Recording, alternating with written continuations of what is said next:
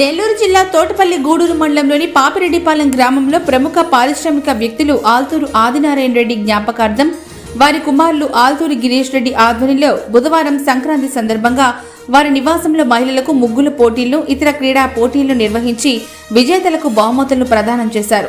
అధిక సంఖ్యలో మహిళలు ముగ్గుల పోటీల్లో పాల్గొన్నారు. ఈ కార్యక్రమంలో వేమారెడ్డి శ్యామ్ సుందర్ రెడ్డి, రాజారెడ్డి, ముద్దు కృష్ణారెడ్డి, మహేష్ రెడ్డి, జనార్దన్, వంశీ, సురేంద్ర, మదన్, నిరంజన్, చిన్న, కదురు పెంచలయ్య, గ్రామస్తులు, మహిళలు అధిక సంఖ్యలో పాల్గొన్నారు.